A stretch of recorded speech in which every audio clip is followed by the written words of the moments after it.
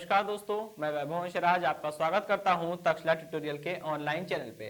दोस्तों, हम लोग बात कर रहे थे क्लास 12 के फिजिक्स के चैप्टर नंबर 6 पर, जिसका नाम था विद्युत चुंबकीय प्रेरण। इसमें हम लोग लेक्चर 6.6 तक कंप्लीट कर चुके थे। आज हम लोग बात करेंगे लेक्चर 6.7 के बारे में। ओके दोस्तों, तो आज के सेशन का पहला टॉपिक है धारावाही परिनालिका का स्वप्रेरण गुणांक। ठीक है, देखिए धारावाही परिनालिका क्या होती है ये सब हम लोग बड़े अच्छे से जानते हैं। ठीक है, तो जब धारावाही परिनालिका में आप धारा प्रवाहित करते हैं तो उसमें भी ढेर सारे तार ही होते हैं जो एक अचालक पदार्थ के बेलन पर लपटे होते हैं। ठीक है, जैसे यहाँ डायग्राम में दिख रहा है। अब इसमें देखिए जब आप करंट पास कराएंगे तो धारावाही चालक तार के कारण उसके चारों ओर चुंबकीय क्षेत्र उत्पन्न होता है। एच.सी. ओस्टेड ने ऐसा बताया था। ठीक है, ओके, इसी को बोलते हैं विद्युत धारा का चुंबकीय प्रभाव, जो आपने पढ़ा था। ठीक है, अब देखिए जब एक सिंगल वायर में करंट होने के कारण चुंबकीय क्षेत्र उत्पन्न होता है तो यहां तो तार के बहुत ढेर सारे फेरे हैं। क्या ये परिनालिका जिसमें धारा प्रवाहित हो रही है, क्या ये अपना चुंबकीय क्षेत्र उत्पन्न नहीं करेगी? बिल्कुल करेगी। ठीक है, तो जब इसके द्वारा उत्पन्न चुंबकीय क्षेत्र जो है वो देखिए इन बल रेखाओं के द्वारा दर्शाया गया है। ठीक है, और जैसे ही ये बल रेखाएं इस परिनालिका के भीतर से होकर क्रॉस होगी तो इसके कारण उत्पन्न चुंबकीय क्षेत्र जो है वो इसी के फेरों से गुजर रहा है। इसका मतलब क्या हुआ कि परिनालिका में धारा प्रवाहित की, परिनालिका ने चुंबकीय क्षेत्र उत्पन्न किया, वो चुंबकीय बल रेखाएं उसी परिनालिका में से गुजर रही है। ठीक है, इतनी बात समझ में आ गई। ओके, तो परिनालिका से फ्लक्स गुजर रहा है और परिनालिका से जब फ्लक्स गुजर रहा है तो हम उस परिनालिका के लिए स्वप्रेरण गुणांक यानी एल का मान निकाल सकते हैं। ठीक है, चलिए तो सबसे पहले हम बात करेंगे। देखिए यहां पे हमने माना हुआ है कि परिनालिका की लंबाई कितनी है, स्मॉल एल के बराबर है। ठीक है, और परिनालिका में कुल फेरों की संख्या कितनी है, एन है। इसका मतलब क्या हुआ दोस्तों कि एल लंबाई में कुल फेरों की संख्या कितनी है, कैपिटल एन है। ठीक है, एल लंबाई में कुल फेरों की संख्या कितनी है, कैपिटल एन है। तो भाई एकांक लंबाई में फेरों की संख्या कितनी हो जाएगी, एन बटे एल। और इसी को हम लोग किससे रिप्रेजेंट करते हैं, किससे प्रदर्शित करते हैं, स्मॉल एन से। इसका मतलब है कि हमें स्मॉल एन का मान दिया हुआ है, कितना हो जाएगा, स्मॉल एन बराबर कैपिटल एन अपॉन में एल हो जाएगा। ठीक है, चलिए तो यहां पे हम लिख सकते हैं small N is equal to capital N upon में एल। ठीक है, इक्वेशन नंबर 1। चलिए भाई, अब ये परिनालिका जो है इसके द्वारा उत्पन्न चुंबकीय क्षेत्र निकालेंगे। हम जानते हैं कि धारावाही परिनालिका के कारण केंद्र पर उत्पन्न चुंबकीय क्षेत्र का मान क्या होता है, परिनालिका के कारण केंद्र पर उत्पन्न चुंबकीय क्षेत्र कैसे निकालेंगे भाई, ये फॉर्मूला हमें पता है कितना होता है, B is equal to mu naught N into I. ठीक है, जहां आई क्या है, परिनालिका में प्रवाहित धारा है, स्मॉल एन क्या है, प्रति एकांक लंबाई में फेरों की संख्या है। ठीक है, और ये क्वेश्चन नंबर 2। अब देखिए ये तो निकला है बल रेखा सॉरी चुंबकीय क्षेत्र जो उत्पन्न हो रहा है ये उसका मान है। ठीक है, अब यही बल रेखाएं इसके क्षेत्र से, इसके प्रत्येक फेरे से गुजर रही है। ठीक है, अगर हम ये मान लेते हैं कि परिनालिका में जो बेलन प्रयुक्त हुआ है उसकी त्रिज्या स्मॉल आर है। ठीक है, तो परिनालिका के प्रत्येक फेरे से गुजरने वाले फ्लक्स का मान क्या हो, परिनालिका के प्रत्येक फेरे से निर्गत चुंबकीय फ्लक्स का मान। भाई सीधी बात है, फ्लक्स कैसे निकालेंगे, phi is equal to B dot A होता है, यानी कि बी ए कॉस थीटा होता है। ठीक है, अब देखिए थीटा क्या होता है, बी और ए के बीच का कोण। ठीक है, यहां पे देखिए जो परिनालिका में जो आपने तार लपेटे हैं, जो एक वृत्त बन रहा होगा। ठीक है, एक वृत्त का एक फेरा बन रहा होगा, उसका अगर हम क्षेत्रफल सदिश निकालना चाहेंगे तो भाई किसी भी तल का जो क्षेत्रफल सदिश होता है वो तल के लंबवत होता है। ठीक है, तो यहाँ पे इसका क्षेत्रफल सदिश जो है वो तल के लंबवत होगा और बल रेखाएं भी उसी दिशा में है। तो जिस दिशा में क्षेत्रफल सदिश है बल रेखाएं भी उसी की दिशा में है। ठीक है, उसी के साथ है, तो कोण कितना बनेगा, दोनों के बीच में 0। और अगर आप यहाँ पे 0 रखेंगे तो cos 0 कितना हो जाता है, 1 हो जाता है। यानी कि अगर हमें परिनालिका के प्रत्येक फेरे से गुजरने वाला फ्लक्स निकालना है तो करना क्या होगा, चुंबकीय क्षेत्र में मल्टीप्लाई करना होगा प्रत्येक फेरे का क्षेत्रफल। और हम जानते हैं जब हमने परिनालिका में तार को लपेटा है तो तार का प्रत्येक फेरा एक वृत्त रूप बना रहा होगा, एक वृत्ताकार लूप बना रहा होगा, और उस वृत्त का क्षेत्रफल कितना हो जाएगा, पाई आर स्क्वायर। ठीक है, अगर परिनालिका की त्रिज्या आर है तो उसका वृत्त का क्षेत्रफल कितना हो जाएगा, पाई आर स्क्वायर। तो प्रत्येक फेरे से गुजरने वाला फ्लक्स कितना हो जाएगा, phi is equal to B into pi, यहाँ पे मल्टीप्लाई कर सकते हैं पाई आर स्क्वायर। ठीक है, अब बी क्या है, बी वो चुंबकीय क्षेत्र है जो परिनालिका ने उत्पन्न किया था, जो हमने समीकरण नंबर 2 में लिखा है। इसको यहां से उठा के इसमें पुट कर देंगे। ठीक है, इसको रख दीजिए, ये कितना हो जाएगा, म्यू नॉट एन इंटू आई, और ये हो जाएगा पाई आर स्क्वायर। Equation number 3।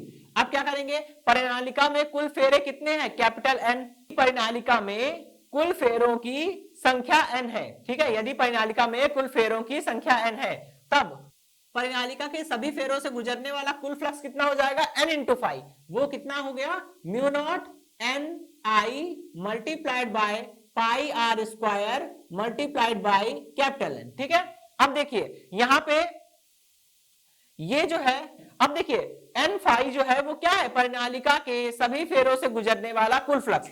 अब यहाँ पे हम एक डेफिनेशन का यूज करेंगे। ठीक है, कौन सी डेफिनेशन, हमने पढ़ी हुई है डेफिनेशन स्वप्रेरण गुणांक, पार्टीशन कर दे रहा हूं। ठीक है, परंतु हमने स्वप्रेरण गुणांक की परिभाषा से पढ़ा हुआ है कि N phi is equal to जो एल आई होता है। ठीक है, तो क्या करेंगे, इसको हमने समीकरण नंबर 5 बोल दिया।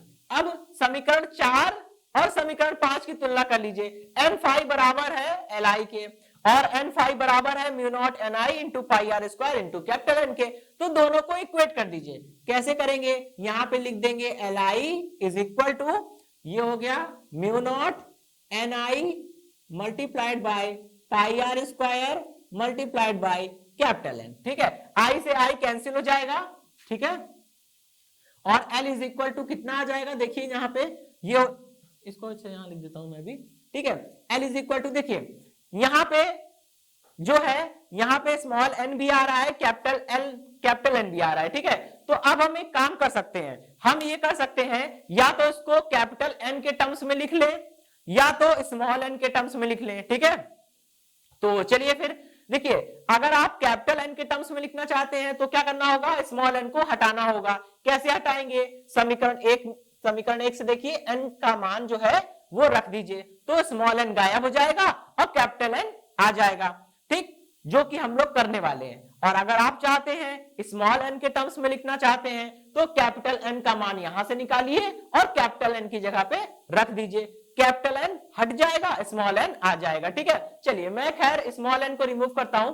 तो यहां क्या करेंगे, यहां आप रख देंगे म्यू नॉट, और एन की जगह पे क्या हो जाएगा, कैपिटल एन अपॉन में एल। ठीक है, multiplied by pi R square into N. ठीक, अब यहां पे टोटल जो बनेगा वो कितना हो जाएगा, L is equal to mu naught N square और पाई आर स्क्वायर। ठीक है, mu naught N into N मिलके एन स्क्वायर, और ये बन गया पाई आर स्क्वायर अपॉन में एल। ठीक, ये हो गया कुंडली का स्वप्रेरण गुणांक, इक्वेशन नंबर 6। ठीक है दोस्तों, तो ये टॉपिक खत्म होता है। अब हम लोग बढ़ेंगे अपने नेक्स्ट टॉपिक की ओर। हमारा नेक्स्ट क्वेश्चन क्या है, अगला टॉपिक जो है वो एक क्वेश्चन के फॉर्म में है, और ये क्वेश्चन इंपॉर्टेंट है। ठीक है, क्योंकि एग्जाम में पूछते हैं। तो देखिए क्या बोल रहे हैं, सिद्ध कीजिए कि किसी कुंडली में धारा के मान को 0 से यानी 0 से आई तक बढ़ा रहे हैं। ठीक है, 0 से आई तक उसके मान को बढ़ाया जा रहा है। ठीक है, तक बढ़ाने में किया गया कार्य अर्थात कुंडली में संचित चुंबकीय स्थितिज ऊर्जा का मान क्या होगा, या आपको सिद्ध करना है कि चुंबकीय स्थितिज ऊर्जा का मान ये होगा जो यहाँ पे लिखा हुआ है, ये प्रूफ करना है। ठीक है, अच्छा तो सबसे पहले हम यहाँ पे एक प्रश्न पर विचार करेंगे, वो ये है कि अगर हमें इस कुंडली में, इस प्रेरक कुंडली में धारा को प्रवाहित करना है तो क्या हमें कोई ना कोई कार्य करना पड़ेगा। बिल्कुल ठीक है, एक्चुअल में धारा को प्रवाहित करने का मतलब है आवेशों को उसके भीतर प्रवाहित करना। ठीक है, और आवेशों को भी एक स्थान से दूसरे स्थान तक प्रवाहित करने के लिए हमें क्या करना पड़ेगा, कार्य करना पड़ेगा। ठीक, वो कार्य हम नहीं कर सकते डायरेक्ट, क्या करेंगे हम, यहाँ पे सेल या बैटरी लगाएंगे। तो सेल या बैटरी जो है वो आवेश को परिपथ में गति कराने के लिए कोई ना कोई कार्य करती है।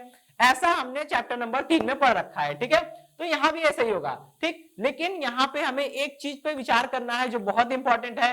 ध्यान रखिएगा, ये प्रेरक कुंडली है, इसका स्वप्रेरण गुणांक है एल। ठीक है, एल कुछ भी हो सकता है। ठीक है, और स्वप्रेरण गुणांक को हम लोग एल से लिखते हैं, इसलिए मैं यहाँ पे एल लिख रहा हूं। ठीक है, तो कुंडली में जब आप धारा प्रवाहित करेंगे, और एक बहुत ही काम की चीज लिखी हुई है यहाँ पे, धारा के मान को 0 से आई तक बढ़ाना है, धारा के मान को प्रवाहित करेंगे। फिर देखिए यहाँ पे मैंने धारा नियंत्रक लगाया हुआ है, ठीक है, रियोस्टेट को हम लोग RS से लिखते हैं, ठीक है। तो ये जो रियोस्टेट लगा हुआ है ये करेगा क्या, ये धारा के मान को 0 से थोड़ा थोड़ा बढ़ाते बढ़ाते अपने अधिकतम मान तक ले जाएगा, ठीक है। तो धारा के मान को जब आप 0 से I तक बढ़ा रहे हैं, इसका मतलब परिपथ में लगातार धारा परिवर्तित हो रही है, ठीक है, धारा परिवर्तित हो रही है, तो धारा परिवर्तन की दर भी होगी, ठीक है। अगर मान लीजिए कि परिपथ में धारा परिवर्तन की दर जो है वो कितनी है, di/dt है, तब परिपथ के सिरों के मध्य, तब परिपथ कहें या प्रेरक कुंडली कहें, इसके सिरों के मध्य एक विभवांतर उत्पन्न हो जाएगा, ठीक है। इसके सिरों के मध्य एक विभवांतर उत्पन्न हो जाएगा। उस विभवांतर का मान कितना होगा दोस्तों, उसका मान होगा E = माइनस का L × di/dt, ठीक है, तो होगा इसका मान। इसको लेकर हमें काम करना है, ठीक। और यहाँ पे देखिए दोस्तों एक और चीज, यहाँ पे ये जो माइनस साइन है वो केवल लेंज के नियम को दर्शाता है, ठीक है। तो हम क्या कर सकते हैं, इसको माइनस साइन को हटा भी सकते हैं और यहाँ पे लिख देंगे केवल परिमाण लेने पर, क्योंकि माइनस साइन जो है वो ये बताता है कि लेंज का लॉ फॉलो हो रहा है। लेंज लॉ मतलब कि जो उत्पन्न हो रहा है विद्युत वाहक बल या प्रेरित धारा, ठीक है, वो क्या करेगा, उस कारण का विरोध करेगा जिससे ये स्वयं उत्पन्न हुआ है, ठीक है। तो यहाँ पे हम केवल ले लेंगे केवल परिमाण लेने पर, ऐसा लिख देंगे, केवल परिमाण लेने पर लिख सकते हैं, या ये लिख सकते हैं कि ऋणात्मक चिन्ह छोड़ने पर। अभी क्या है, ये विद्युत वाहक बल जो होगा वो ऐसा रिस्पॉन्ड करेगा कि वो बैटरी या सेल के द्वारा जो विद्युत वाहक बल लगाया जा रहा है उसका विरोध करेगा। और आप लोग चैप्टर नंबर 3 में पढ़ चुके हैं कि अगर आपने दो सेल को आपस में जोड़ रखा है, किसी परिपथ में एक या एक से ज्यादा सेल हम लगा सकते हैं, जैसी रिक्वायरमेंट होगी उसके हिसाब से, ठीक है। तो अगर हमने किसी परिपथ में दो या दो से ज्यादा सेल लगा रखे हैं और सेलों को आपस में इस प्रकार कनेक्ट किया है कि दो सेलों का सेम टर्मिनल आपस में मिल रहा है, तो समझ लीजिएगा पोटेंशियल घट जाता है। मैंने बताया था, ठीक है, कि जैसे मान लीजिए आपने परिपथ में 3 सेल लगा रखे हैं, ठीक है, अगर आप इस तरह से सेलों को जोड़ेंगे तो क्या होगा, तो हमेशा पोटेंशियल घट जाएगा। भाई देखिए, पहली वाली सेल का पॉजिटिव नेगेटिव, दूसरी वाली सेल का नेगेटिव पॉजिटिव, तीसरी वाली सेल का पॉजिटिव नेगेटिव। आप समझिएगा, पहली वाली सेल का नेगेटिव दूसरी के नेगेटिव से जुड़ा है और दूसरी वाली सेल का पॉजिटिव तीसरी के पॉजिटिव से जुड़ा है। तो सेम पोलैरिटी के टर्मिनल्स को आप जोड़ेंगे तो पोटेंशियल घट जाता है, यही काम होगा। और ये जो विद्युत वाहक बल उत्पन्न हुआ है, प्रेरित विद्युत वाहक बल, ये भी ऐसी हरकत करेगा, ऐसा व्यवहार करेगा कि ये उसका विरोध करे। तो इसका मतलब ये वाला पॉइंट जो है वो पॉजिटिव टर्मिनल पर होगा और ये वाला पॉइंट जो है वो निगेटिव टर्मिनल पर होगा, मतलब ये निगेटिव पोटेंशियल पे होगा, ये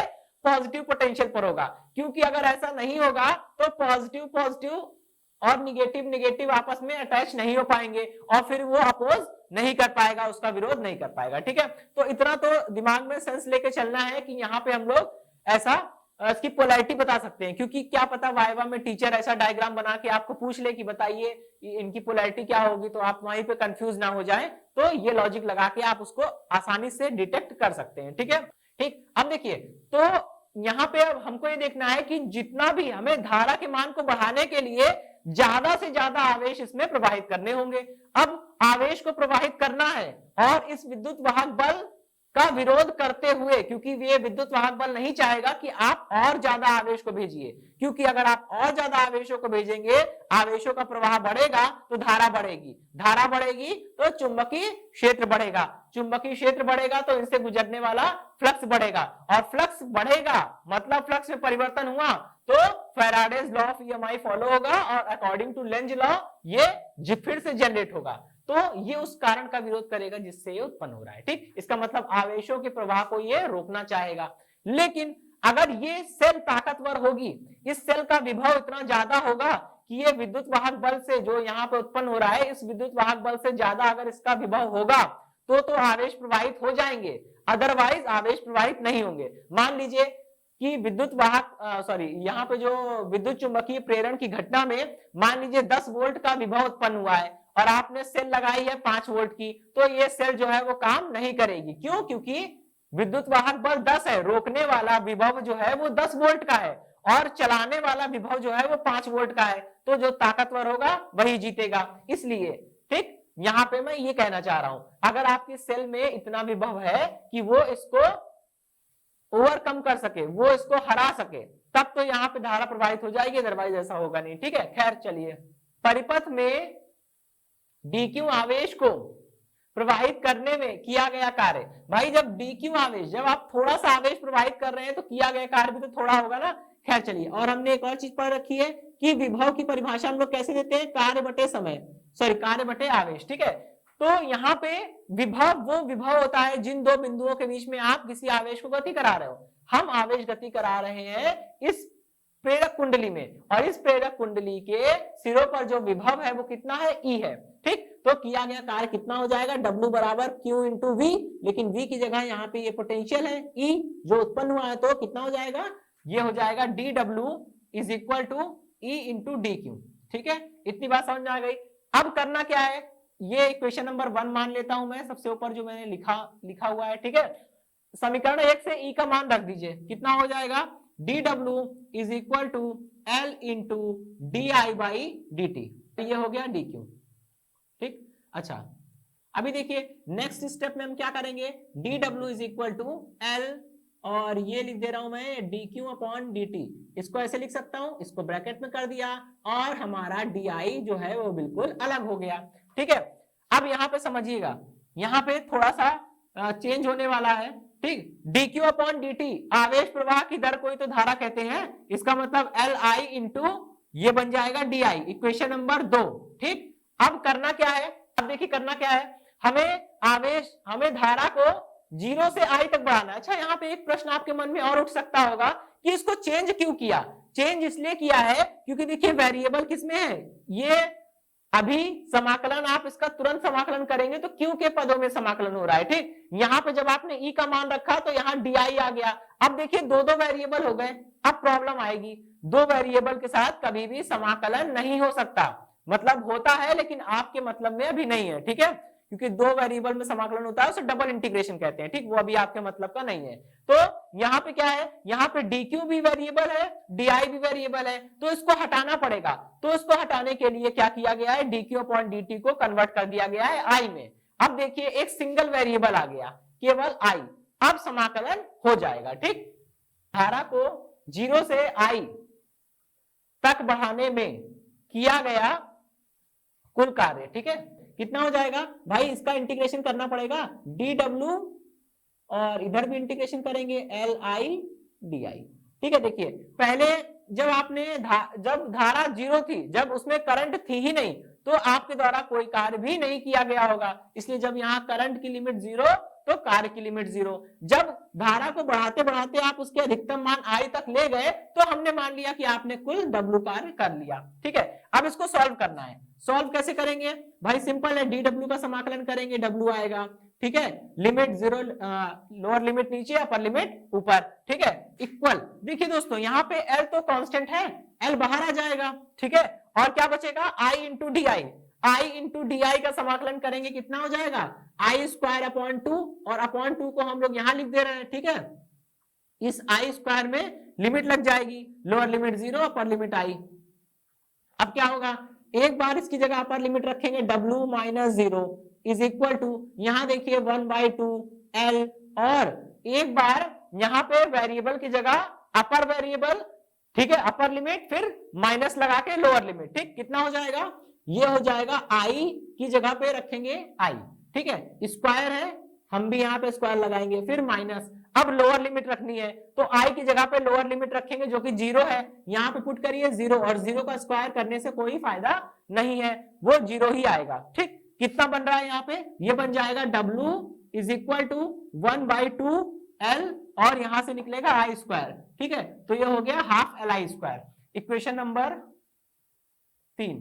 ठीक है, अच्छा अब आवेश को प्रवाहित करने में या धारा के मान को 0 से I तक बढ़ाने में जो कार्य आपने किया है, कुल कार्य जो किया है, ये कार्य वेस्ट नहीं जाएगा। तो दोस्तों जितना कार्य हमने किया है ये कार्य वेस्ट नहीं होगा, ये कार्य क्या होगा, इसी कुंडली में सेफ हो जाएगा, स्थितिज ऊर्जा के फॉर्म में, स्थितिज ऊर्जा, चुंबकीय स्थितिज ऊर्जा के रूप में ये संचित हो जाएगा। तो किया गया कार्य W कहें, या इसमें संचित वैद्युत स्थिति, सॉरी चुंबकीय स्थितिज ऊर्जा कहें, WB, सॉरी UB, U मतलब स्थितिज ऊर्जा, स्थितिज ऊर्जा को हम लोग यू से लिखते हैं, और नीचे बी लिखा है, मतलब वो मैग्नेटिक जो है पोटेंशियल एनर्जी है, ठीक है। तो W is equal to U B is equal to half LI², ठीक है। बस ये फॉर्मूला है जो आपको प्रूफ करना था, ठीक है दोस्तों। तो इसी के साथ ये सेशन समाप्त होता है। आज के सेशन से जुड़े नोट्स प्राप्त करने के लिए डिस्क्रिप्शन में दिए गए लिंक पर जाके क्लिक कीजिए। ओके दोस्तों, आज के सेशन में इतना ही, मिलता हूं नेक्स्ट सेशन में, धन्यवाद।